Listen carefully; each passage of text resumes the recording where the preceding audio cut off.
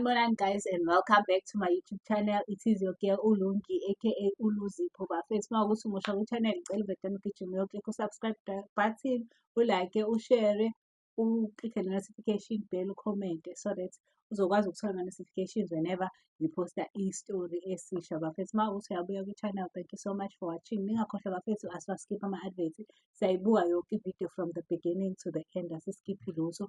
And also bafethu sino-super thanks. So uma ngabe ukuthi nje khona omncane ufuna ukuthi iphahla kwi-channel, you are welcome ukuthi uklikhe u-super thanks. Kunama-option amaningi, uzophikha le okuyiyona ehambisana nawe. Sibonge kakhulu, sisiceliwe Mahlalela again futhi siyabonga kakhulu mfethu. UNkulunkulu nje alokhu eqhubekile ekubusisa engaphezi. Siyabonga mfethu kakhulu kakhulu kakhulu. Without wasting your time, another day, another story. So isitori sethu sanamhlanje-ke simayelana nentombazane. Kuthiwa intombazane yabo nje yakhuluma wayo umama wasemakhaya yabo.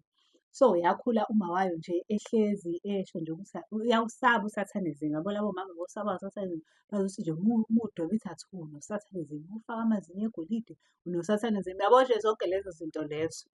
So-ke hhayi, ufaka amacici ekhaleni usathanizinga. Yabo zonke lezo zinto lezo ukuphiyesa nje usathanizinga. Hhayi, kuthiwa-ke uma wale ngane le washona-ke. Meshona izingane zinengubo yabo, bawu-3 or 4. Kuthiwa-ke umama meshona mase-ke wayebashiyelile iy'madlana ey'ncane, kuphuma iy'madlana babhalile-ke bonke ama-beneficiary yabo. Kuthiwa kuphuma iy'mali, kuthiwa uma kuphuma iy'mali ingane yakhona iyafoma le ntombazane le engizokhuluma ngayo. Kuthiwa nje ikwi-stage yaphuza yenza zonke izinto ey'ngasile yabo. Hhayi kuthiwa-ke itshenwe usisi bayo ukuthi ifuna ukuhamba iyodweba i-tattoo. Beyitshene bese yazi uma abengayithandi i-tattoo and kungaba buhlungu ukuthi kulezi mali onikwe zona ey'phumile zakhe wena mese uyodweba i-tattoo. Athi yena nje hhayi khohlwani-ke guys, uma akasekho phela manje there is no need ukuthi sengingayincisha-ke i-tattoo ngoba phela ubengayithandi isaphila manje akasekho pho ngihlangana. Hhayi kuthiwa ingane ihambe, kuthiwa uma ihamba ingane ihambe-ke iyodweba i-tattoo kulo mfana. Umfana-ke nje umfana nje wadweba ama-tattoo edrobheni udumile nje useyalishaya i-tattoo leyana lelo ndawo. Hhayi kuthiwa nayo intombazane ihambe-ke ifike ikudweba i-tattoo la eduze kweqakala yabo. Kuthiwa enhle i-tattoo la esithweni kodwa la ngehla kweqakala kancane. Kuthiwa enhle i-tattoo kodwa nje esabusayo yabo lama-tattoo lawa anobusathanizinga nje ngisho wabuka nawe. Hhayi kuthiwa ngampela-ke ibuye-ke ingane ibatshene sengiyidwebile-ke mina i-tattoo. Hhayi bo kuthiwa beyikhuze bethi yazi uma wayengayifuni kuzo zonke izinto wayengayifuni i-tattoo and worst part wayengafuni wena uthi uthatha imali yakho uyokwenza ngayo i-tattoo yabo. Hhayi kuthiwa athi nje ayokhululekani-ke ngizoba ngotsha. Kuthiwa yalala ingane ebusuku. Kuthiwa yalala ingane ebusuku, kuthiwa into eyayiyihayiza, into eyayiyibona ingane. Hhayi bo bekubuze kanti ethi akazi ukuthi indaba, ubona ngathi khona abantu abafuna ukumbulala, ubona ngathi abantu bafuna ukumbulala, bafuna ukumuphuza igazi lakhe. Hhayi bo kuthiwa bexa bebuza hhayi bo kanjani, kuthiwa akalalanga ngalelo langa walala ehleli ebhekile yabo. Hhayi futhi akacabangi ukuthi hlampe ile tattoo yabo. Hhayi kuthiwa hhayi bo nangakusasa kuze kube ngathi useyahlanya ekhanda. Hhayi bo kuthiwa kuze kube ngathi uyahlanya bebuze kanti kwenzakaleni yabo. Nabo odadewabo bacabanga ukuthi hlampe ile tattoo yabo. Eyi kuthiwa nje uyakhala ugele ubusuku nemini uyakhala kodwa ebusuku kuthiwa uba worse.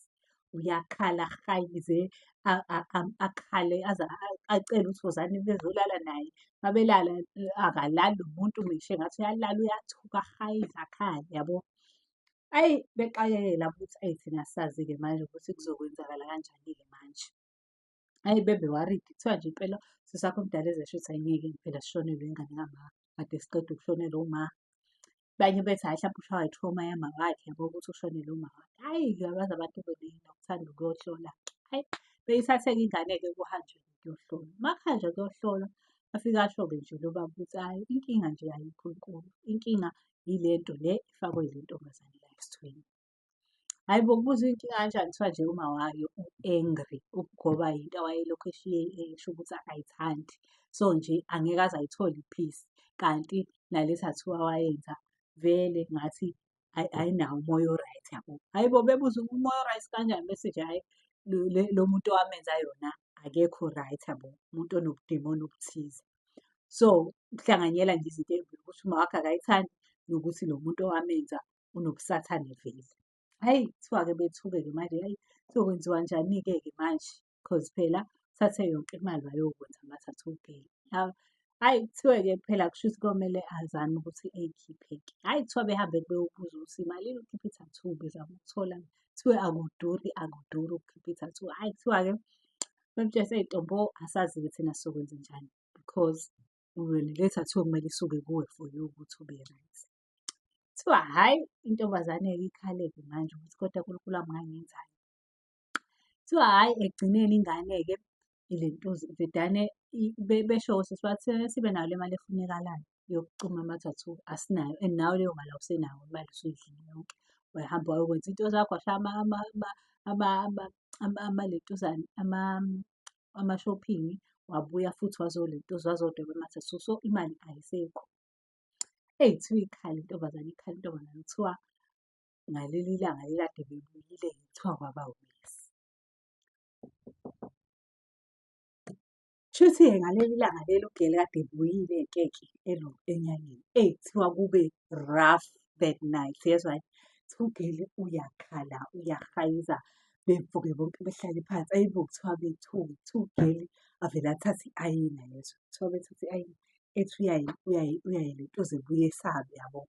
Yabo bemkhuzela abuye ahlanya yini awukahle yabo. Ayi kuthiwa ayi beze bezele abantu beyabona nayintombazane isisangane yabo. Ayi kuthiwa ugeli avedane ethathe uplastiki yabo. Kuthiwa methatha uplastiki ayishise ngoplastiki, ayishise ngoplastiki, ayishise ngoplastiki, ayishise yabo konke la kune-tattoo khona. Can you imagine mhlampe une-tattoo yengane ngesandla, uzoshisa everything kuze kuvaleke kushe konke kuphele ube nesibazi esingaka. Yezwa, kuthiwa yo Nkosi yami akhale azishise akhale. Kuthiwa ugeli waqala ukuthola ubuthongo ngalelo langa lelo, mhlazane eshe waphela. Kuthiwa-ke uma eseqedile kanjalo, kuthiwa waphuphuma walala zwi for the first time. Kuthiwa melala uma eseshoke ekuseni wathi uphuphuma wakhe ethi nakhu-ke usuyoze usale nesilonda saphakade ngoba awufunanga ukungilalela. Kuthiwa-ke ugeli kuyimanje uphila nenkebenkebe engaka nesilonda sokusha because wayezama ukuyisusa i-tattoo.